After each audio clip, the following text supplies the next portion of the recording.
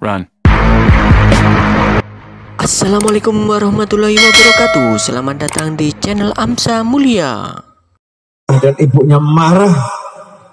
Anak itu berani merayu orang tuanya minta dibelikan mainan.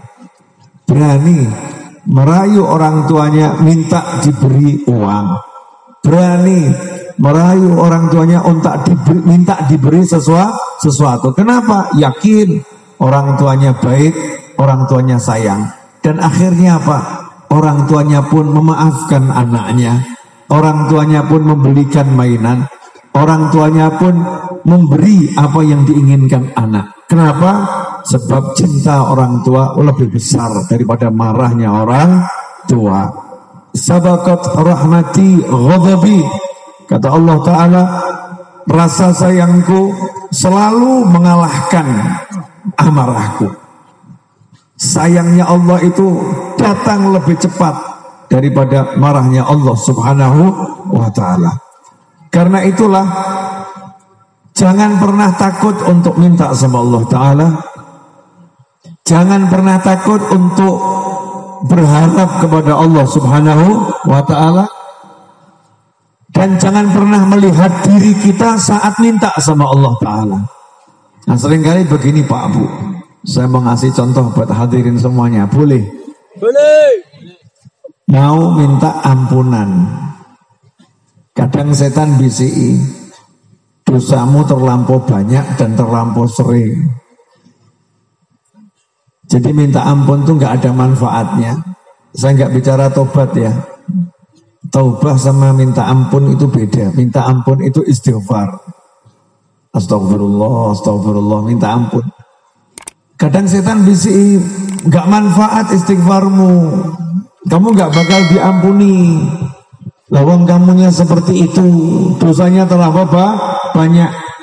Kalau setan ngomong seperti itu, pikiran ngomong seperti itu, hati ngomong seperti itu, jawab saja, ampunan Allah lebih besar daripada dosa-dosaku.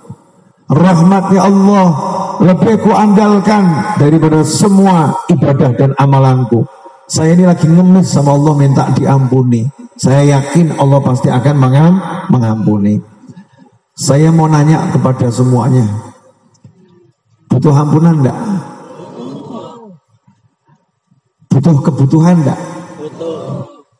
Mana yang lebih sering? Minta atau usaha? Yakin minta? Coba saya tes ya. Yang tadi pagi keluar kerja di sini hadir enggak orangnya? Yang kerjanya sampai siang hadir enggak? Yang kerjanya sampai sore hadir enggak? Hadir. Yang kerjanya dari pagi sampai sore ada enggak? Oke, yang doanya dari pagi sampai sore ada enggak? Lama ya. Betul kan? Jadi banyak usahanya atau banyak doanya? Usaha. Jujur. Banyak usahanya ya. Coba cek para ulama terdahulu, orang-orang soleh terdahulu. Pagi wirid, siang rodok sing titik duha. Betul? Menjelang siang ke pasar, habis duhur pulang ke rumah. Ngapain lagi? Ngaji. Sore roha, pengajian. Maghrib ke masjid. Ba'dal maghrib ngaji, rotib sampai isya. Habis isya pulang istirahat. Tengah malam bangun, sholat, zikir, doa. Pertanyaan saya, banyak doanya atau usahanya? Oke. Yang satu banyak usaha, yang satu banyak doa. Mana yang sukses? Usaha. Kita cek ya. Yang banyak usahanya, banyak ngeluhnya. Betul? Yang banyak doanya, enggak banyak ngeluhnya. Enggak banyak ngeluhnya. Nah sekarang ini kita salah konsep hidup. Hidup kita ini sekarang konsepnya pagi sampai sore cari duit. Betul kan? Mau sampai kapan cari duit? Sampai mati. sampai mati. Terus kapan mau menikmati duit?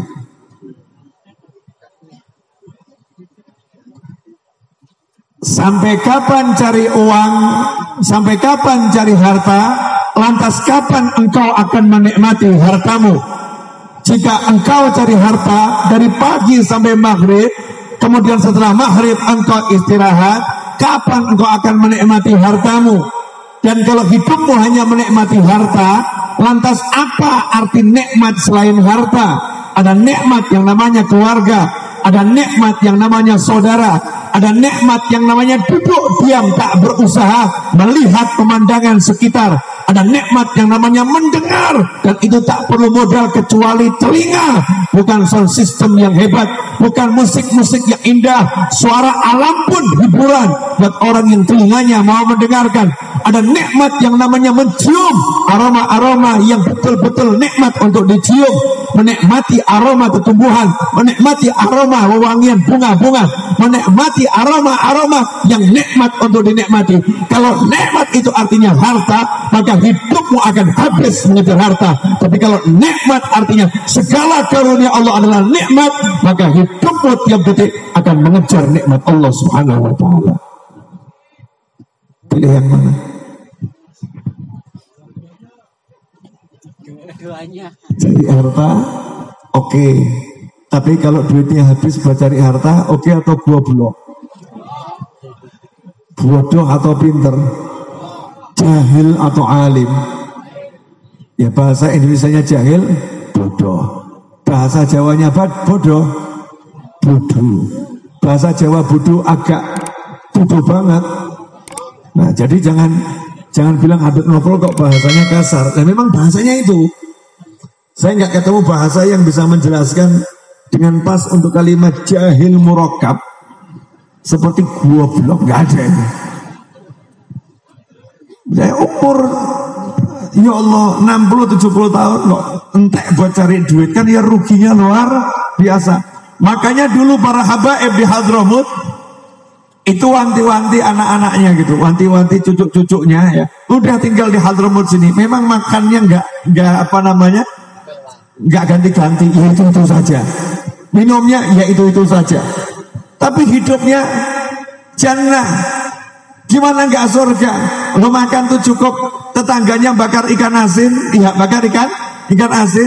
Ini tetangganya nggak punya ikan asin, modalnya apa? Punya hidung, punya hidung. Hidungnya nyium ikan asin, kemudian rotinya dimakan.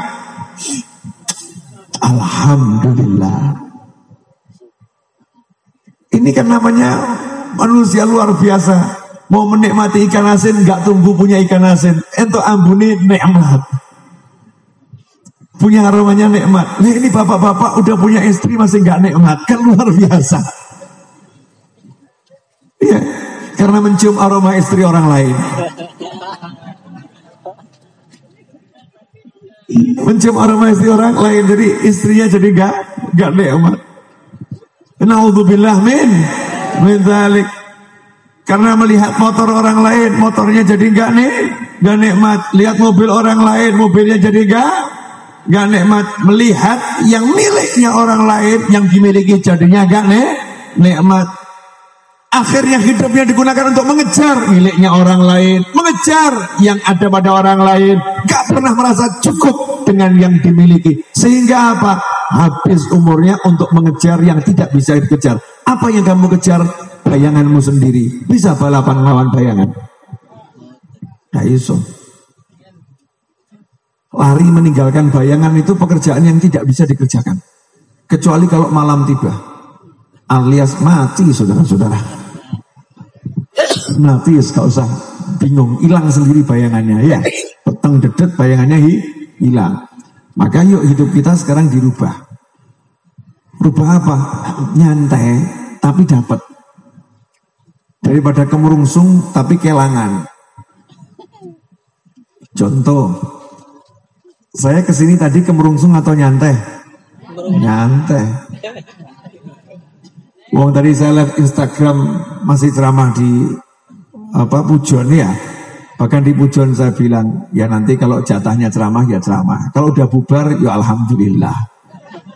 majelisnya tetap barokah. Ilmu yang ngasih Allah Ta'ala. Betul kan? Ilmu yang ngasih Allah Ta'ala. Yang penting sekarang saya di Pujon lagi senang ceramah, ya ceramah. Nggak ngurus yang nanti dipakis. Ya dipakis kalau nggak sampai nggak ceramah, ya berarti nggak usah ceramah. Udah selesai. Nyatanya alhamdulillah. Sampai sini enggak? Sampai. Ya telat? Enggak. Memang sampainya harusnya sekarang. Enggak ada istilah telat. Enggak ada. Cuman jamnya bergeser. Gitu aja toh. Nah, cara pandang kita mungkin berbeda.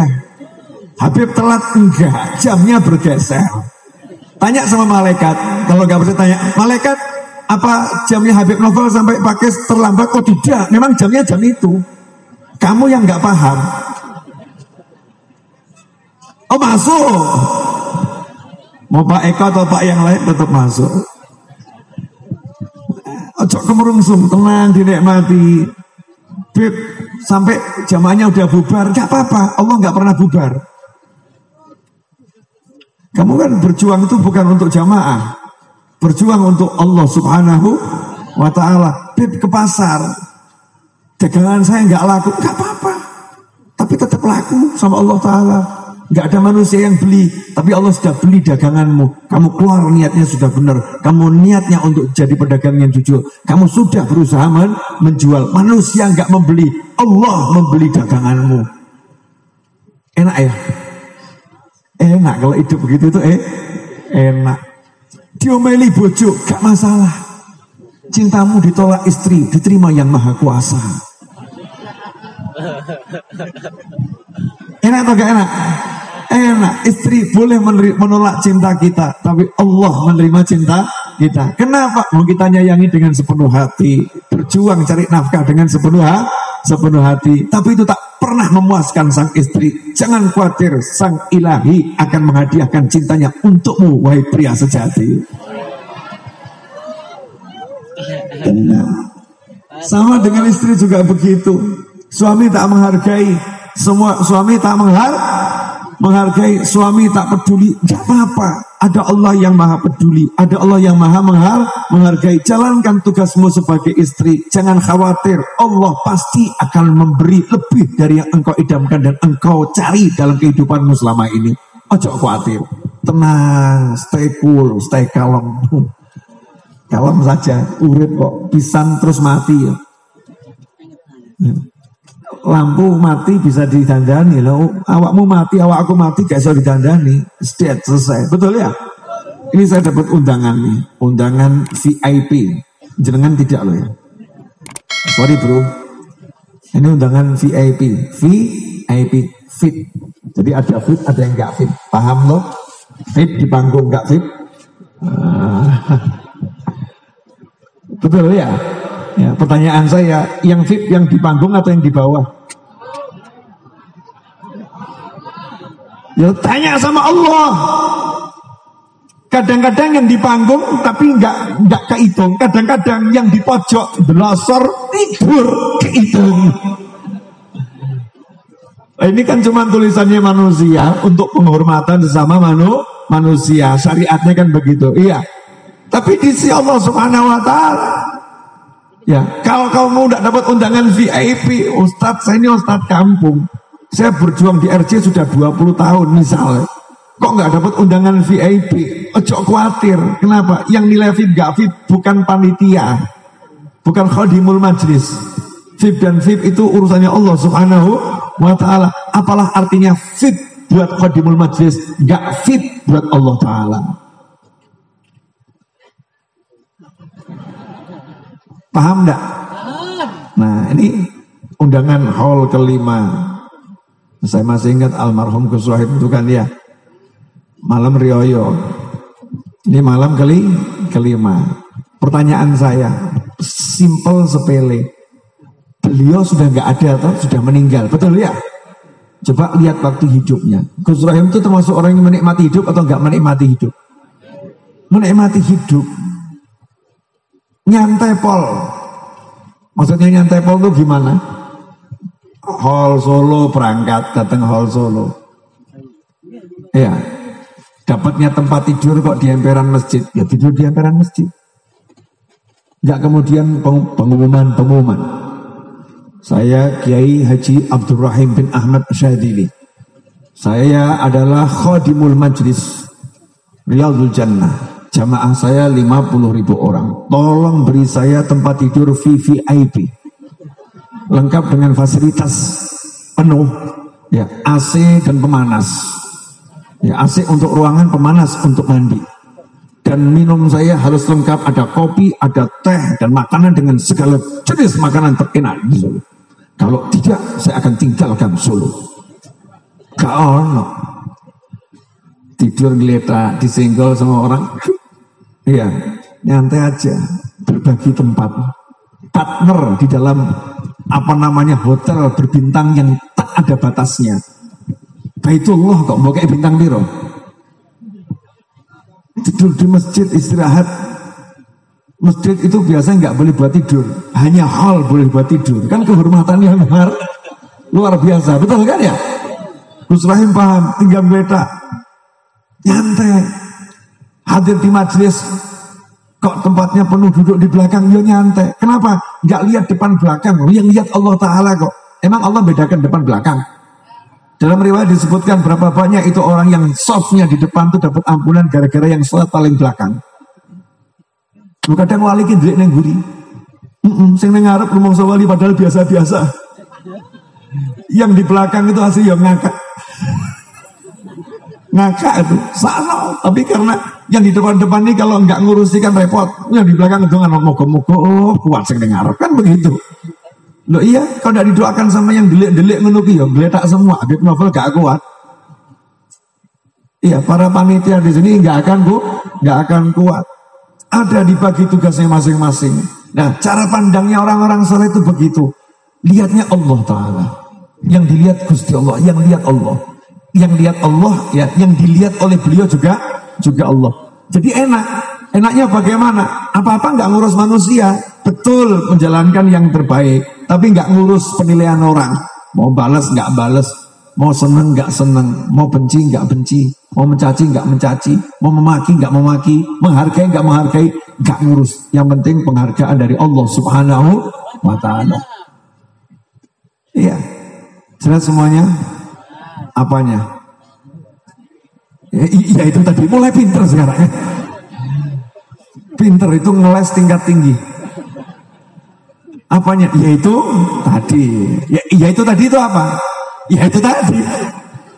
Menyerah ya. Ikhwani rahimakumullah, Bapak Ibu sekalian, hadirin pemirsa dimanapun Anda berada, dimuliakan Allah Subhanahu wa Ta'ala. Nah, hidup ini kalau udah lihat Allah, nanti jadinya berani minta. Usahanya nggak cukup. Mau surga, ayo belak-belakan. Coba nanti jenengan ambil handphone. Ini kan bukan zaman kertas ya, zaman handphone ya. Kertas hampir nggak kepake kecuali buat Habib Abdurrahman. Permohonan doa ini kan kertas semua ini ya. Di atas meja beliau banyak kertas. Ini kertas zaman sekarang udah hampir nggak kepake. Coba pakai handphone itu, ketik daftar dosa hari Sabtu. Ya. Daftar amal soleh yang kelihatannya ikhlas. Kelihatannya. Setelah itu daftar amal soleh kelihatan ikhlas, diteliti. Kelihatannya ikhlas, ternyata tidak. Ternyata tidak. Yang ini 50-50. 50% ikhlas, 50% riya, ujub, sum'ah, kibir, nyambur. Yang ini begini, cek. Coba jujur. Belajar jujur. Kira-kira kalau kita lihat amal kita ini jujur mawon, pantas nggak masuk surga? Nggak pantas ya.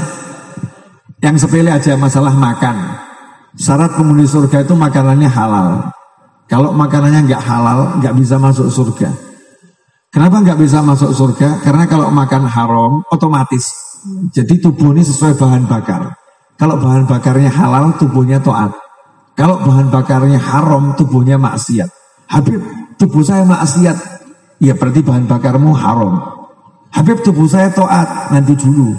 Taat itu bukan cuma tubuh. Ada taat hati, ada taat tubuh. Kadang tubuh kita ini sudah taat, tapi hatinya enggak. hatinya masih riya, ujub sum'ah. Oh berarti bahan bakarnya ini masih kecampuran yang haram, tapi ya rodok mending karena badannya, tubuhnya udah mau taat bahan bakar. Sehingga dikatakan dalam hadis, setiap daging yang tumbuh dari yang haram maka tempatnya di neraka. Betul ya? Oke. Dari bab yang satu aja, makanan halal. Coba sekarang kita kalau mau makan, tanya anda itu halal atau haram? Sate ayam halal atau haram? Ngawur kamu. Sate ayam itu halal kalau ayamnya halal.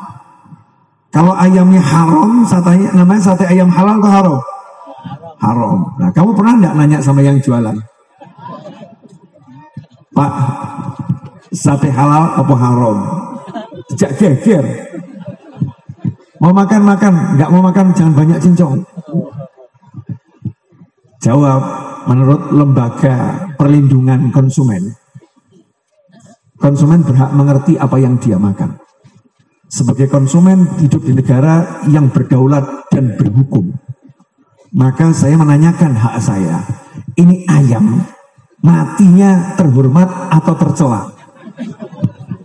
Maksud Bapak? Iya. Kalau matinya itu karena ketabrak, matinya karena dijepit pintu, matinya karena dipotes, ya. Ini dalam syariat mati yang tidak terhormat ini. Ini termasuk mati yang menjadi bangkai. Jadi dagingnya haram. Tapi kalau matinya ini dengan bismillah disembelih, ini mati syahid ayamnya ini. Ayamnya ya, mati syahid ini. Ini dagingnya enak, halal. Dagingnya enak halal. Nah, ayam Bapak termasuk yang mana? Wah, nggak tahu, saya beli di pasar. Yang jualan siapa? Fulan. Pernah nanya kamu? Ya nggak pernah nanya. Yang jualan kudungan. Yang jualan kudungan. Oke Pak, coba saya cek pasar mana. Cek di pasarnya. Bu, iya. Ibu yang jual ayam? Iya. Ibu yang sembelih? Bukan. Yang ternak siapa? Saya. Nah, yang sembelih siapa? Yang sembelih itu ada lembaga penyembelihan ayam, pemotongan ayam. Gimana di sana? Halal enggak? Ya enggak tahu Pak, belum dapat sertifikat MUI. Wah, cek lagi ke sana. Coba ini kalau mukmin betul ya. Nah kita ini mukmin enggak jelas. Pokoknya bismillah beb, halal beb. Lo kita blok apa adanya, betul ya? Saya ini di mall, pengalaman boleh ya? Di mall ada orang jual makanan internasional. Yang jualan itu yang jaga jilbaban, muslimah jilbaban rapat. Itu makanan kesukaan saya. Saya lihat yang jualan jilbaban, ya mantep kalau ini halal gitu ya, mantep ini halal. Tapi kan tetap harus ada kecurigaan. Nanya sama mbaknya, Mbak halal nggak Mbak? Halal Pak. Halal. Yakin halal? Yakin. Pakai bahan ini enggak? Pakai Pak. Lu itu haram. Lu itu haram Pak. Iya. Nggak boleh itu bahan itu arak itu nggak boleh. Itu arak haram. Nggak boleh dipakai untuk makanan yang seperti itu. Oh gitu Pak ya? Iya. Saya pergi ya, masa terus saya ngasih tulisan haram kan ya enggak ya. Pergi. Jalan kira-kira 200 meter, ada berapa wanita berjilbab, beli makanan di situ. Kenapa? Karena lihat yang jualan jilbaban. Oh, ini kasus banyak terjadi. Saya makan di sebuah rumah makan. Ya rumah makannya rumah makan yang jelas halal secara zahir, paham ya? Makanannya ya ayam dan sebagainya. Saya beli buncis ditumis. Saya nanya, ini buncisnya pakai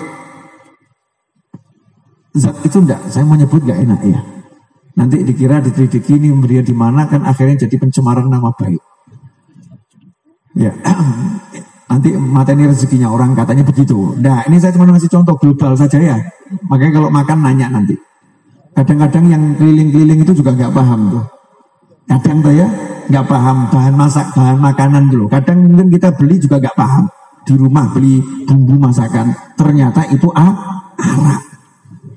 Ya ternyata itu arak. Saya nanya pakai ini enggak? Oh ya pakai pak. Ya udah boleh ini. Haram. Jadi dari sisi makanan itu kita masuk surga itu kalau nggak teliti betul ya, kelihatannya ada sensornya. Kaison. Deteksi penghuni surga. Masuk bandara itu tahu. Mohon maaf Pak, ya tolong diperiksa. Ya, Bapak ini keluarkan dulu. Sampai dicopot di kabeh. Apa kenapa? Kalau orang saya pakai temiti Pak. Oh itu masalahnya. Ya itu masalahnya ini. Ini mau masuk bandara aja. Masuk bandara. Nah masuk surga emangnya begitu saja. Nanti dulu itu yang bighairi hisab. Golongan tertentu. Golongan umum ya. Banyak sensornya. Makanya jangan mengandalkan amal. Amal Allah tapi ya coba andal lo. Nah, terus mengandalkan apa? Allah. Makanya Habib Abdullah Haddad, ya, Habib Ali Zainal Abidin As-Sajjad, Habib Hasan bin Saleh Al-Bar Al-Jufri, Habib Ali bin Muhammad bin Husain Al-Habsyi, Habib Muhammad bin Husain Al-Habsyi, Habib Abdullah Al-Bakar Al-Idrus, Sayyidina Al-Faqih Al-Muqaddam Muhammad bin Ba'alwi. Ya, Habib Muhammad bin Ba'alwi itu amalnya luar biasa, tapi tiap malam dia nangis.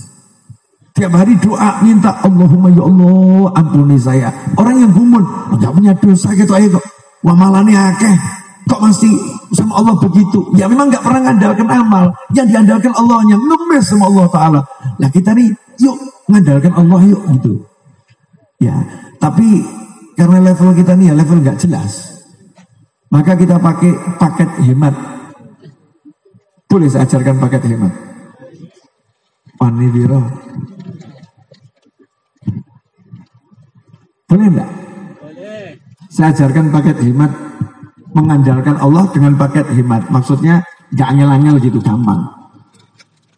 Biar nanti ditolong sama Allah Ta'ala. Oh ya? Caranya gampang. Mengandalkan Allah lewat kanjeng Nabi Muhammad SAW. Jadi merayu dapat cinta Nabi. Sebab kalau udah dicintai Nabi pasti dicinta Allah. Kalau dicintai Nabi pasti dicintai Allah. Gampang ya? Oke. Gimana caranya dicintai Nabi? Gampang. Nabi memerintahkan kita untuk mencintai keluarganya. Nabi memerintahkan kita dalam hadis untuk mencintai keluarga Nabi Muhammad SAW. Jadi kalau kita tuh pengen dapat cintanya Nabi, di Indonesia gampang. Sebab di Indonesia turah-turah keluarga Nabi. Kalau di Jepang mau mencintai Nabi dengan cara mencintai keluarga Nabi atau angel. Kenapa? Cari Habib di Jepang susah. Di Korea cari Habib susah. Di Cina cari Habib susah. Di Hong Kong cari Habib susah. Di Amerika cari Habib susah. Di Indonesia Habib dibuang-buang. Kakean soalnya. Banyak Habib di Indonesia ini. Turah-turah, maksudnya dibuang-buang itu sampai ditaruh misalnya tadinya di Malang gitu ya. Sebelum dibuang ke desa ya Habib ya. Pakis. Dulu Pakis nggak ada Habib dulu ya. Sekarang sudah ada Habib. Dibuang lagi ke desa lagi. Buang lagi ke desa. Ditum-tum Habibnya nih. Ditum-tum kemana-mana. Saking Indonesia turah-turah Habib. Lah rugi. Kalau sudah tahu di negaranya banyak Habib, kok nggak dimanfaatkan? Ruginya luar biasa. Mau pakai sholat belum tentu diterima. Pakai zakat, ya zakatnya ya kurang dari yang seharusnya dikeluarkan. Kadang nyerahkannya nggak cetok, nggak pas, ya kan? Mau pakai sodako kadang ya riak ujubnya nggak hilang-hilang. Bahkan yang didekai kadang ya masih nyampur haram itu. Mau pakai apa? Zikir. Zikir artinya ingat Allah. Tapi anehnya ketika zikir tambah ingat utang. Contoh, zikir pelunas hutang. Allahumma kfini bihalalika an haramika wa aghnini bifadlika amman siwa. Kan gitu. Ya Allah, Allahumma kfini, cukupilah aku dengan rezeki yang halal. Ya, bukan rezeki yang haram. Wa aghnini bifadlika amman siwa. Jadikan aku merasa cukup dengan kemurahanmu dan tidak membutuhkan selain engkau. Seharusnya kan ketika doa begitu ingatnya, ya Allah, cukup rezekimu yang halal. Ya Allah, cukup engkau ya Allah. Allahnya diingat. Tapi orang sekarang ingat begitu, Allahumma kfini bihalalika an haramika wa aghnini bifadlika amman siwaknya diingat, hutang lunas. Yang diingat hutangnya, bukan Allahnya. Ya wajar, mana juga manusia kita ini. Ketika zikir mestinya ingat, tapi justru ketika zikir lupa. Lalu diajak tahlilan ini. La ilaha illallah, la ilaha illallah. Awalnya semangat, la ilaha illallah. Jalan zikirnya 100, kok rampung-rampung. Kapan rampungnya? Lemes. Ya, bahkan mulai kabutan zikir, bahkan mulai protes. Lain waktu kalau tahlil jangan pakai Gus Qadir, kejauhan misalnya gitu ya. Padahal zikir super singkat.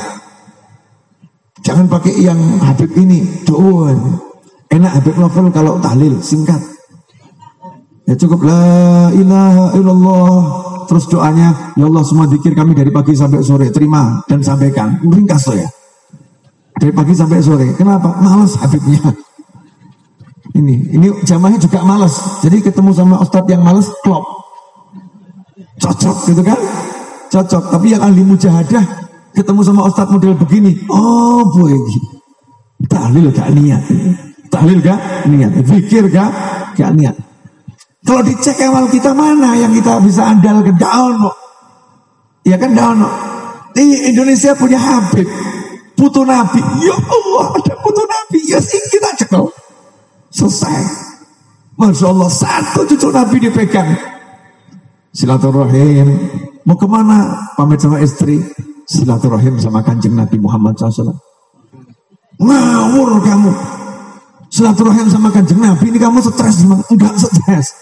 Kan kalau kita silaturahim sama cucu sama dengan silaturahim sama kakeknya. Itu dalam hadits kan disebutkan, orang yang berbakti sama orang tua, kalau orang tuanya meninggal itu, dia akan nyambung silaturahim sama teman-teman orang tuanya. Nyambung silaturahim sama saudara-saudara orang tuanya. Nilainya sama dengan silaturahim sama ayahnya sendiri atau ibunya yang sudah meninggal dunia. Jadi kalau saya silaturahim sama cucu Nabi, berarti saya sama dengan silaturahim Kanjeng Nabi Muhammad SAW. Mesti Kanjeng Nabi senang butuh nih tak parani. Masya Allah, parani. 1 Habib dipegang betul, 1 aja dipegang betul. Itu bisa jadi wasilah yang luar biasa. Ya contoh Gus Rahim.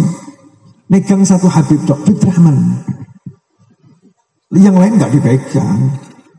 Yang lain biasa-biasa saja. Dicintai, dikesertakan. Tapi Habib Rahman ditaleni. Cari yang model begini susah.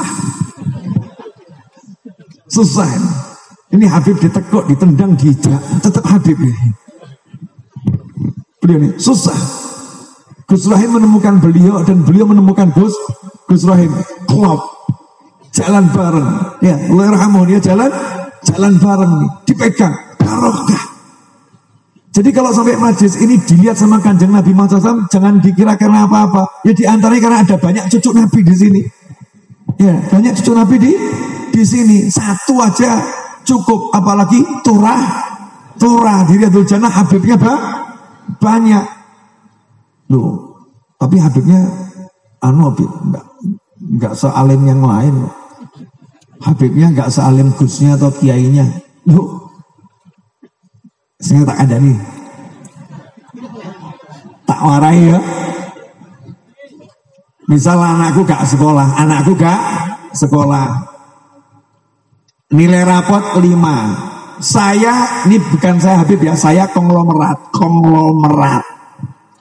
Duit turah-turah. Anakku gak lulus sekolah, gak sekolah. Terus kamu sarjana, lulus S3. Mohon maaf, sama-sama ngadep saya. Yang saya sambut kamu atau anak saya?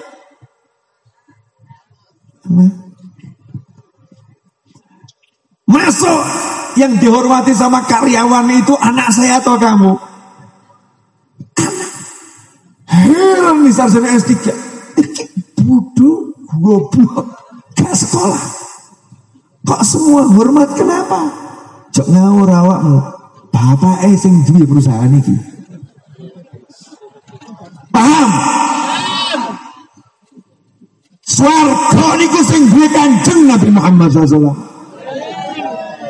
Paham? Gak usah dijelasno, paham tuh ya. Nah ini zaman sekarang kok ada orang-orang yang mengajari untuk milih-milih Habib. Na'udzubillah min dzalik. Habib modelnya seperti apapun wajib kita itu berusaha mencintainya. Perkara belum bisa cinta gak apa-apa, mau cinta tuh angel. Tapi berusaha. Begitu kita bisa mencintai, penak. Simbahe mencintai, Kanjeng Nabi jatuh cinta. Jenengan bisa ngomong sama Habibnya begini, Bib, sepuronipun Bib, aslinya tuh saya dereng tresno jenengan Bib. Asli Bib. Model jenengan itu buat saya belum bisa buat saya jatuh cinta Bib. Tapi jenengan saya pakai untuk merayu Kanjeng Nabi Muhammad SAW. Moga-moga saya ini belajar tresno jenengan, Kanjeng Nabi tresno saya. Jadi sepuronipun Bib, kula mboten ninggalin jenengan Bib. Boten Bib, ningali Kanjeng Nabi Muhammad SAW. Kata Habibnya, ya jangan delok aku gak iso tresna kamu. Ya delok Kanjeng Nabi SAW. Nanti kamu akan dapat cintanya Nabi Muhammad Sallallahu Alaihi Wasallam. Syekh Ali Jabir ceramah di Masjid Jami Asgaf khutbah Jumat kemarin, Masya Allah ceramahnya. Sambil ceramah sambil nangis itu. Saya kalau ke Solo saya wajibkan diri saya mampir Masjid Jami Asgaf, kata Syekh Ali Jabir. Semoga Allah panjangkan umurnya dalam kebaikan dan ketaatan dan kebahagiaan dan kesehatan dan kebaikan-kebaikan lainnya. Apa kata beliau? Kenapa saya wajibkan diri saya mampir ke masjid ini, masuk masjid ini setiap kali ke Solo? Karena di masjid inilah didirikan oleh anak cucu Nabi Muhammad SAW. Di masjid inilah imamnya anak cucu Nabi Muhammad SAW. Di sinilah saya bisa silaturahim dengan keluarga Nabi Muhammad SAW. Kenapa saya samperin keluarga Nabi SAW? Biar kakeknya nanti di akhirat begitu ketemu sama orang-orang, lihat saya, ini loh orang yang suka datengin cucu saya karena saya, ini loh orang yang suka nyamperin cucu saya karena saya, ini loh saya pengen Nabi Muhammad SAW lihat dan ingat saya, ini orang yang selalu silaturahim kepada keluargaku. Gitu bro, gak pilih-pilih. Habib yang itu, kalau Habib Novel oke. Gak ganggu. Ya kalau saya tidak memuliakan diri saya sendiri, siapa yang akan memuliakan saya? Daripada saya nunggu dimuliakan Anda, kan lebih baik saya muliakan diri saya sendiri. Maka ketika Anda tidak memuliakan saya, gak ngaruh. Kenapa? Aku udah cukup mulia dengan diriku sendiri. Paham? Bukan ujub ini tahadutsan bi'imah syukur. Dikasih Allah nikmat macam-macam kok nggak pede sama dirinya, kan nggak aneh tuh ya, aneh. Ojo minder. Sampai di sini jelas apanya? Itu tadi. Nah ini pegang nih, Habib nih pegang, ya andalkan ke Allah Ta'ala nih, ya Allah saya pengen dapat cintanya Kanjeng Nabi Muhammad SAW. Sampai ada satu ustadz di salah satu stasiun televisi di samping saya itu sama megang saya. Alhamdulillah bisa ada di samping Habib. Saya itu kalau doa di dekatnya Habib itu saya senang. Kenapa? Dulu Khalifah Umar bin Khattab itu mertuane Kanjeng Nabi. Kalau lewat di satu gang, lewat pakis, setan sak pakis minggat.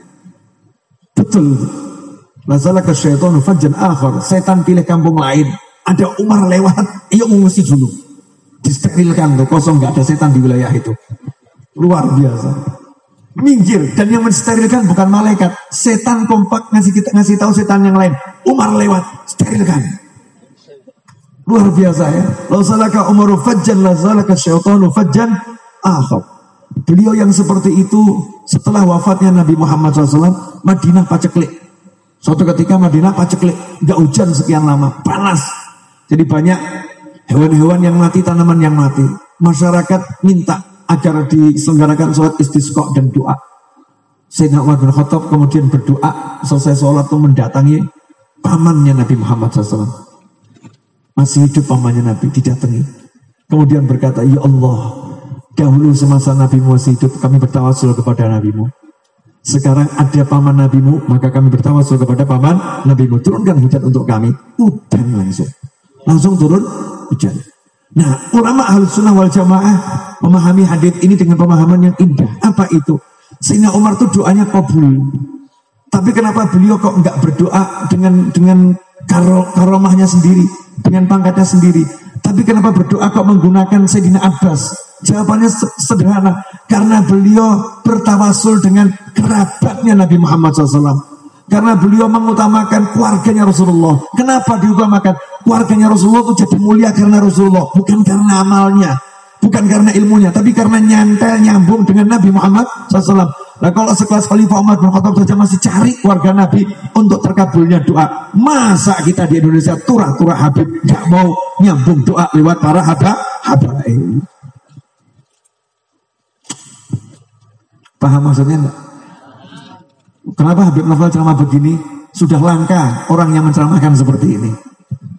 Nanti kalau enggak kesian, banyak orang yang harusnya paham jadi nggak paham. Tapi kalau begini mudah-mudahan yang nggak paham jadi paham. Habib, nanti kalau ada yang ngomong ini Habib mentenarkan diri sendiri, nggak apa-apa, boleh-boleh saja. Pencitraan itu suatu hal yang harus dilakukan. Iya, orang harus memberi citra yang baik, betul kan ya? Masa orang pencitraan dulu, kan harus pencitraannya baik, nggak apa-apa. Kamu punya warung, kamu iklankan, boleh nggak? Boleh. Kalau orang lain mengiklankan warungmu itu prestasi. Tapi kalau kamu tidak mengiklankan warungmu sendiri, berarti males kok. Berarti males. Dan kita iklankan ini warung kita sendiri bukan karena kita, tapi karena ajaran Nabi Muhammad Sallallahu Alaihi Wasallam.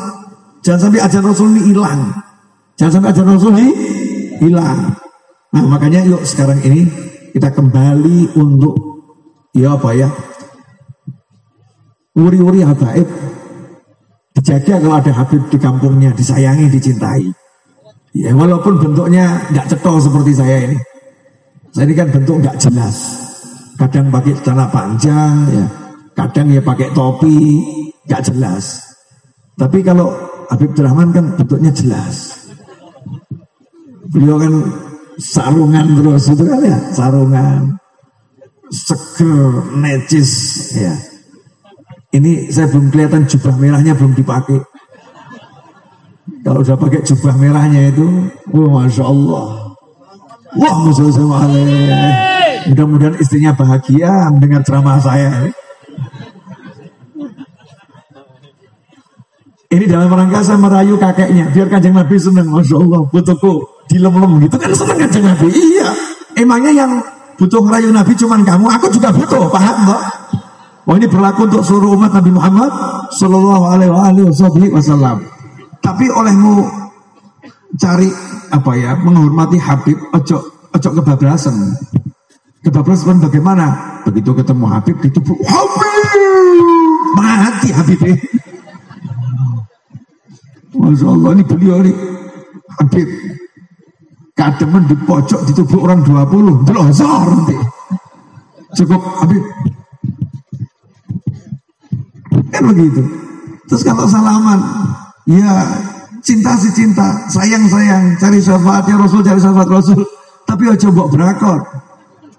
Wah, ada itu yang cinta sama Habib langsung dicokot kok tangannya Habib. Kenapa? Aku pengen merasakan darah Nabi. Ngawur kamu. Mau merasakan darah Nabi. Wah, ada orang yang sekarang masih nggak tahu tuh, dipikir pembahasan belum selesai kelihatannya. Ada orang yang nanya itu, kalau orang donor darah, pendonor darahnya itu Habib atau Syarifah, pendonor darahnya. Berarti darahnya bercampur dengan darah keluarga Nabi Muhammad SAW. Ini orangnya termasuk sahabat yang minum darah, enggak itu? Itu ada sahabat yang minum darahnya Nabi itu ya. Suruh buang darah dari bekam, ternyata diminum. Kata Nabi tidak akan disentuh neraka tubuh yang di dalamnya ada darah bercampur dengan darah aku. Ini termasuk dapat berkah enggak yang seperti itu. Nah kalau mencari berkah ya jangan sakit dulu nanti minta donor darah. Nah itu insya Allah ada barokahnya. Donor darah ini penting. Makanya di Malang ini harus ada pendonor-pendonor muslim yang terstruktur, kemudian terorganisir, ya. Dan pendonor darah ini tercatat dengan baik. Kenapa? Sebab kalau kita ambil donor darah nggak jelas. Mohon maaf, kita ini muslim. Nah kalau masuk darahnya non muslim, bukan masalah non muslimnya yang saya maksud. Tapi di agama lain itu kan aturan kehalalan beda, paham ya? Aturan halal haram beda. Mungkin ada yang buat kita itu haram, buat agama lain itu enggak haram, sehingga darahnya ini juga darah yang bercampur makanan-makanan yang menurut agama kita haram.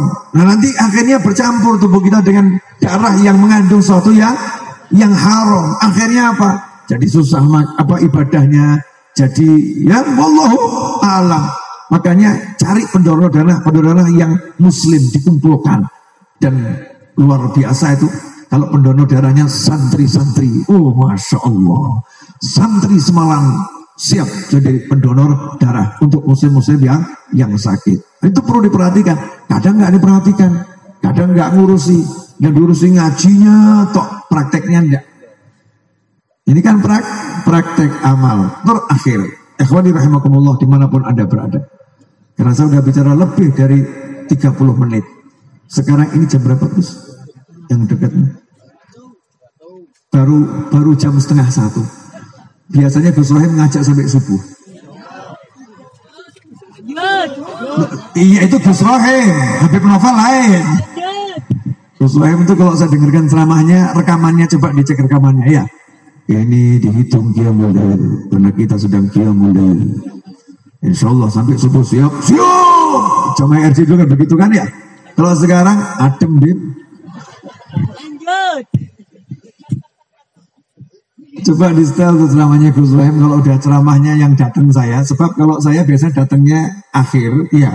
Terus ceramahnya biasanya panjang. Nah Gus Rohim terus bilang nanti sampai subuh nggak apa-apa ya. Itu dihitung qiyamul lail. Biasanya seperti itu. Tapi itu Habib Novel tempo dulu. Kalau sekarang sampai duha. Lebih parah. Guyon. Kalau udah pakai guyon jam 12:30 pulang merem kan bahaya. Ya insya Allah selamat, tapi kan bahaya. Ikhwani rahimakumullah. Ya itu pesan saya.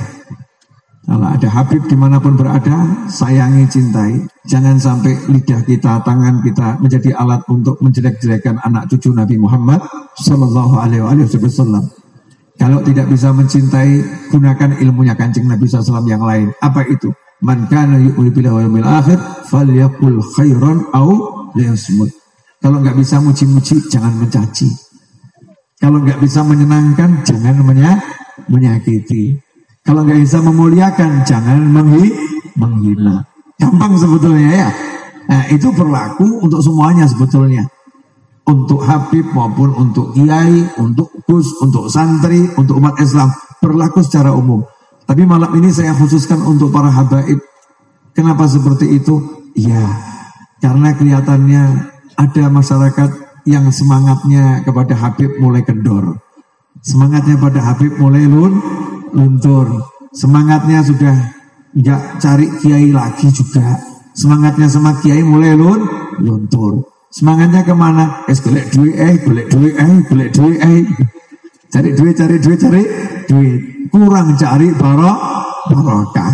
Kita kembali sekarang cari barokah. Andalkan barokah. Nyantai. Insya Allah duit akan mendatangi dengan barokah. Amin Allahumma. Amin. Terima kasih. Saya minta maaf atas keterlambatan yang memang tadi saya rencanakan. Loh, saya kan memang berencana untuk terlambat. Nah, tetapi terlambat saya itu bukan sebuah keterlambatan karena dalam catatan ilahi memang jam saya ceramah jam seperti ini. Tidak percaya, silahkan Anda mati dulu, tanya malaikat. Betul atau tidak?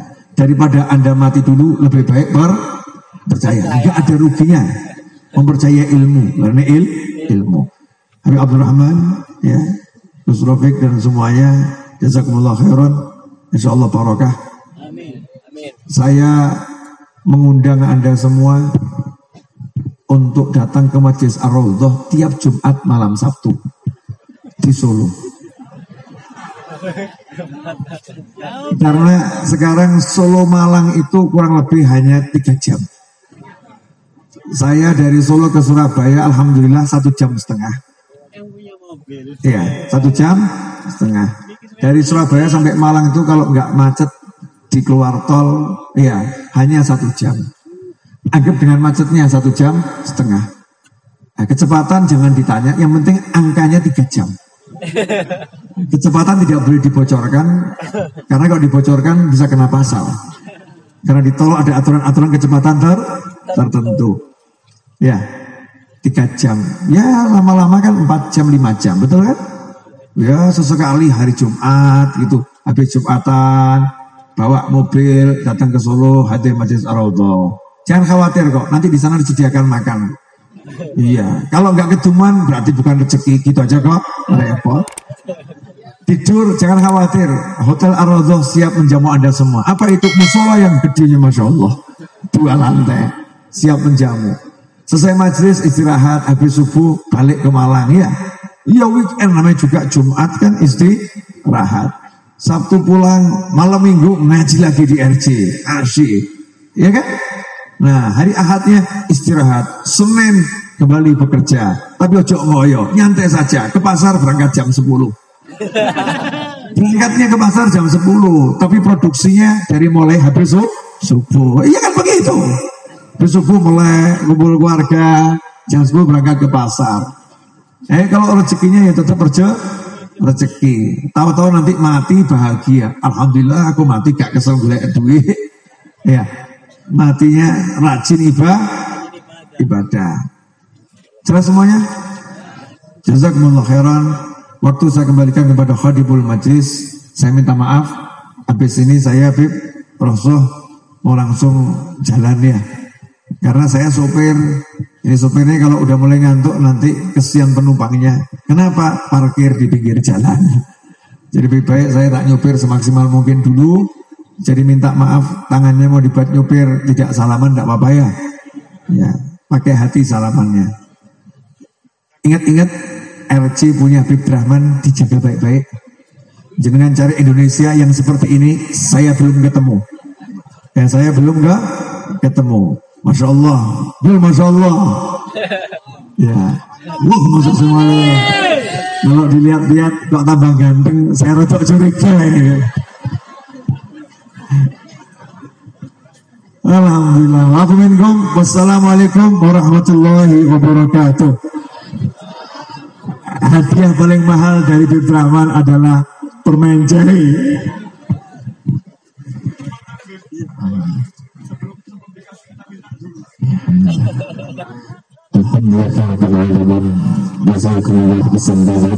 Kami ucapkan terima kasih kepada semua yang berhasil. Selaku majelis ta'ala yang disampaikan oleh kepada kita Ustaz Habib dan Muhammad Haidar.